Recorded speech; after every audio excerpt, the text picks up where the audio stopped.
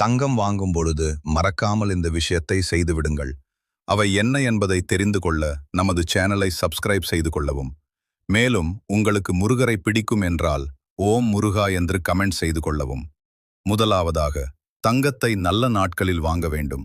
உதாரணமாக, அக்ஷய திருதியை நாளில் வாங்கும் தங்கம் குறையாமல் வளர்ச்சி தரும் என்று நம்பப்படுகிறது.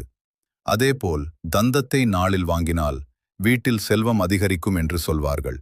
பலர் வெள்ளிக்கிழமையும் தேர்வு செய்கிறார்கள். இரண்டாவதாக, தங்கம் வாங்கப் போகும் முன் ஒரு நிமிடம் அமைதியாக இருந்து லக்ஷ்மி தேவியை மனதில் நினைத்து பிரார்த்தனை செய்யுங்கள். எங்கள் வீட்டில் செல்வம் நல்ல வழியில் வர வேண்டும், நிலைத்து இருக்க வேண்டும் என்று வேண்டிக் கொள்ளுங்கள்.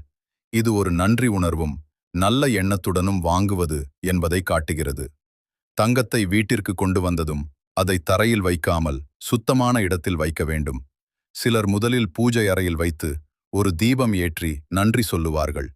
இதன் மூலம் தங்கத்தை ஒரு சாதாரண பொருளாக அல்லாமல் வீட்டிற்கு வந்த செல்வமாக மதித்து பாதுகாப்பது என்று அர்த்தம்.